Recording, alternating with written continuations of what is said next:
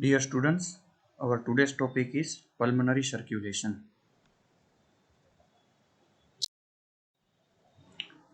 So, lungs are having dual blood supply.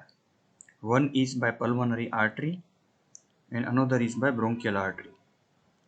You can see in the diagram, pulmonary artery is providing deoxygenated blood and bronchial artery is providing oxygenated blood. And then this blood will return to the heart via pulmonary veins.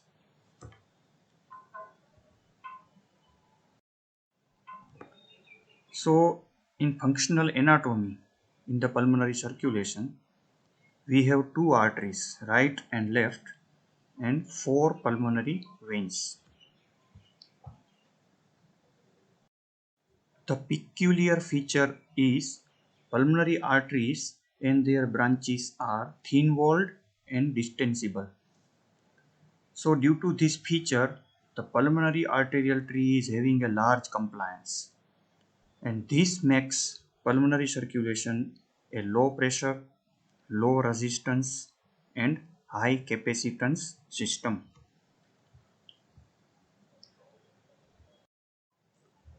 Now what about bronchial circulation? As we have seen in the diagram, oxygenated blood is provided to the lung tissues and it consists of 1 to 2% of total cardiac output. Now there is a term physiological shunt. Now what is the meaning of the word shunt? Shunt means there is bypassing of oxygenation of the blood. So here what happens? The blood having oxygen is provided to the lungs. Lungs tissue will utilize this oxygen and then this deoxygenated blood will directly enter into left atrium. So there is bypassing of oxygenation and ultimately this deoxygenated blood will enter into systemic circulation and this proportion of the blood is called physiological shunt, due to which our systemic blood's oxygen saturation is slightly reduced. And due to addition of this extra blood on the left side of the heart, the left ventricular output is greater by about 1 to 2% than right ventricular output.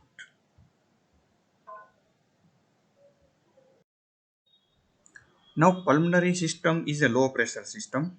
You can see various pressures at various locations.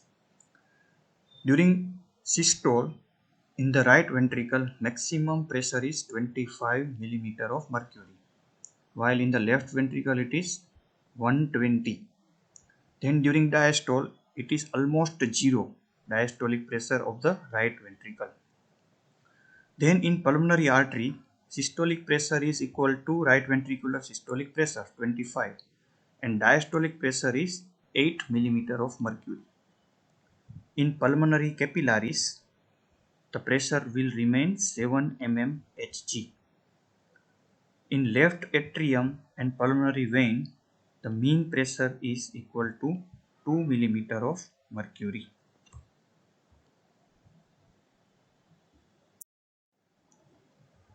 You can see various pressures.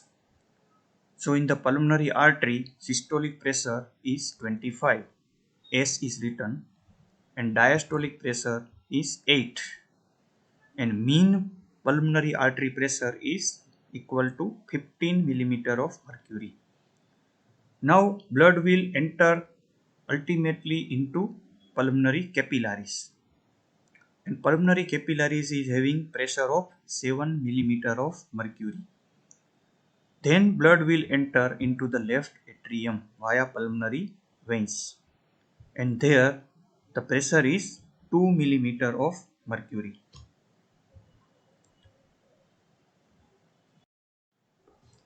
Inside the lung, the total amount of the blood is average about 450 ml and it is about 9% of the total blood volume of entire circulatory system.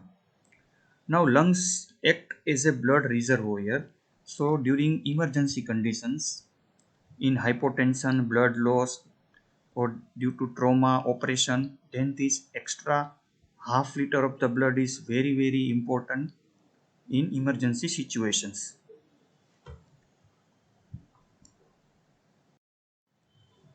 Now blood flow through the lungs is essentially equal to the cardiac output, approximately 5 to 6 liters in a minute.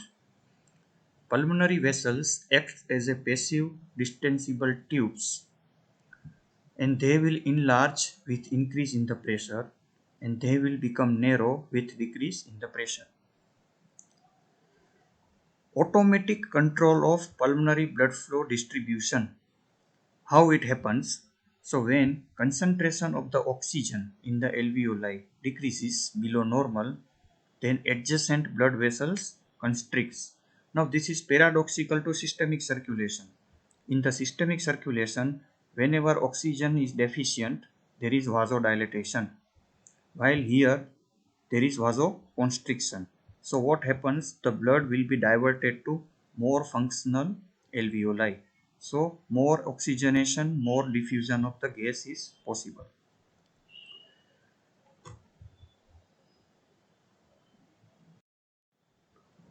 Now what is the effect of hydrostatic pressure?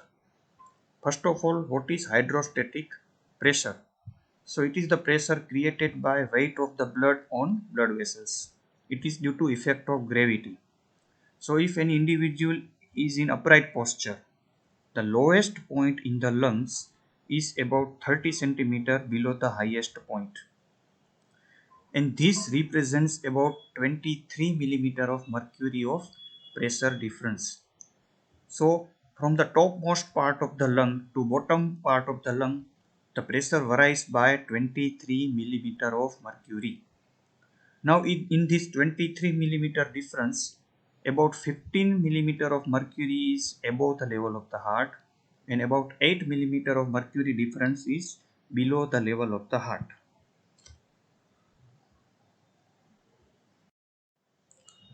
Now in the lungs, the blood flow are classified into zones. Zone 1, Zone 2 and Zone 3. Zone 1 means no blood flow at all, even during systole or diastole. So if blood will not flow during all portions of the cardiac cycle, it is called zone 1 blood flow. Then comes the zone 2. It is an intermittent type of the blood flow. It occurs only during pulmonary artery pressure peaks, means during systole of the heart. So during systole, the systolic pressure is more than alveolar pressure. So blood will be allowed. And during diastole, the diastolic pressure is less than the alveolar pressure. So blood will not be allowed. So this is an intermittent blood flow only during systole, and it is called zone 2 blood flow. Then last is zone 3. It means continuous blood flow both during systole as well as during diastole. So you can tell that the systolic pressure and the diastolic pressure are always more than alveolar air pressure. Now physiologically in the lungs, zone 1 is absent. Zone 1 will always present under abnormal conditions. So only we have zone 2 and zone 3 type of the blood flow. Now what is the location? So the zone 2 blood flow is located 10 centimeter above the mid level of the heart up to apex of the lung. And zone 3 blood flow is located 10 centimeter above the mid level of the heart up to bottom of the lungs. Now this is in upright posture. Now whenever any person is doing exercise or the person is in supine position, then there is change in the anatomical position of the lungs. So there will be change in the effect of hydrostatic pressure, effect of gravity. So it will convert lung apex from zone 2 into zone 3 pattern.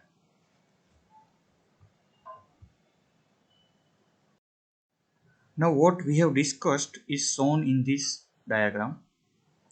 See the uppermost diagram, zone 1 blood flow. So here the alveolar air pressure is always higher during both systole and diastole of the heart. So no blood is flowing. So this is an abnormal type of blood flow. Then comes second, zone 2. So here the systolic pressure is more than alveolar pressure.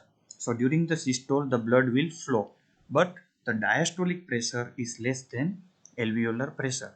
So no blood will flow during diastole. So this is an intermittent type of blood flow, zone 2. And then see the lowermost zone 3 blood flow. Here the alveolar pressure is always lower during all portions of the cardiac cycle. So during both systole as well as diastole, blood will continuously flow. So this is a continuous type of the blood flow which is called zone 3 blood flow. Now when we are doing any exercise, then what happens in the lungs? The blood flow through the lungs increases by 4 to 7 fold. Now what is the reason? So this extra flow is accommodated in the lungs by number 1, increase in the number of the open capillaries, number 2, distending all the capillaries and increasing the flow through each capillaries, number 3, increase in the pulmonary artery pressure. Now this is advantageous. It will conserve the energy of the right side of the heart and it prevents significant rise in pulmonary capillary pressure and therefore it will also protect against development of pulmonary edema.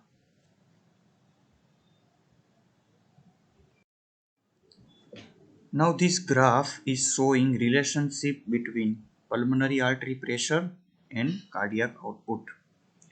You can see normally the cardiac output is around 5 liters per minute and pulmonary artery mean pressure is 15 millimeter of mercury. That is our normal value. Then you can see the cardiac output rises but the pulmonary arterial pressure does not rise steeply. So it is due to high capacitance and low resistance of pulmonary circulation and it is advantageous. It decreases the load on the right side of the heart. Now let us discuss what happens at pulmonary capillary level. Pulmonary capillary dynamics. Now at the pulmonary capillary level, the hydrostatic pressure is around 7 millimeter of mercury and plasma colloidal osmotic pressure is around 28 millimeter of mercury. And outside the capillary there is an interstitium. So in interstitial fluid the hydrostatic pressure is in minus 5 to minus 8 millimeter of mercury. And interstitial fluid colloidal osmotic pressure is around 14 millimeter of mercury.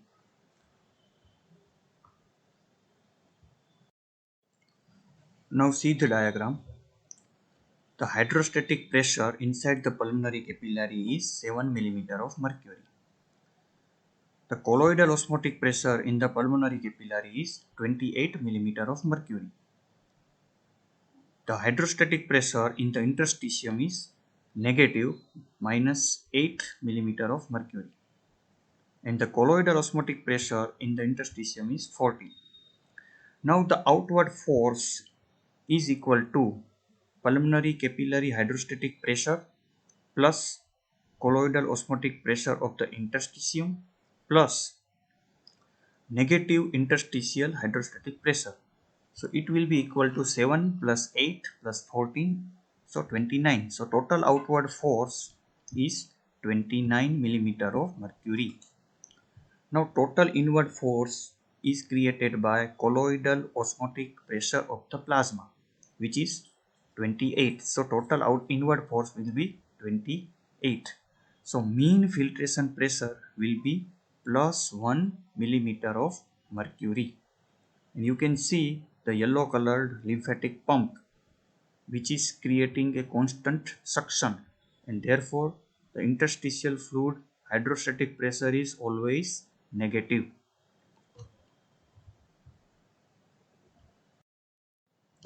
Now let us discuss an important applied aspect, pulmonary edema. It means accumulation of fluid in the pulmonary interstitial space and in alveoli. So any factors which cause pulmonary interstitial pressure to rise from negative range to positive range will cause pulmonary edema. Examples are left-sided heart failure, mitral valve disease, damage to the pulmonary blood capillary membrane by any infections like pneumonia or by any noxious gas like sulfur dioxide or chlorine. So in all these conditions, pulmonary edema may occur. Now God has given us an important safety factor against pulmonary edema.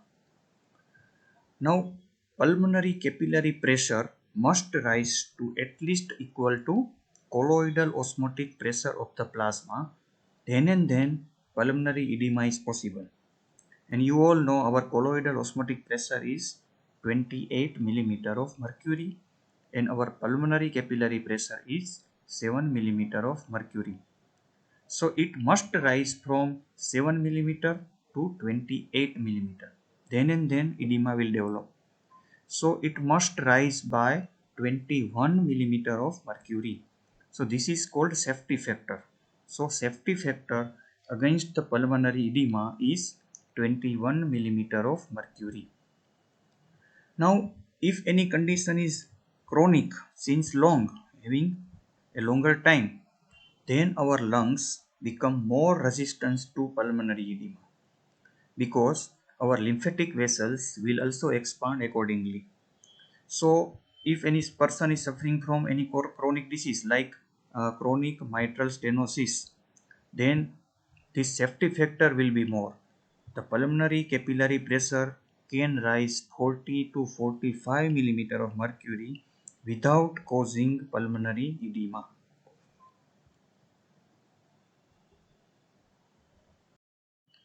So at last, let us discuss functions of pulmonary circulation. The first one, very obvious, is respiratory gas exchange. Second is reservoir for the left ventricle in few emergency conditions of blood loss. Third one, it filters emboli and other particles from blood and it will prevent them entering into systemic circulation. Fourth, removal of the fluid from the alveoli and therefore protection against development of pulmonary edema. Fifth, absorption of few drugs. Many drugs are given by inhalation route, many anesthetic drugs. So they will enter into the systemic circulation via lungs. And the last one, synthesis of angiotensin converting enzyme. Now this enzyme is synthesized in endothelium of pulmonary capillaries and the function of this enzyme is to convert angiotensin 1 into angiotensin 2 and angiotensin 2 is a very important uh, metabolite and you will learn the functions of the angiotensin 2 in detail in cardiovascular system. So this is all about pulmonary circulation. Thank you.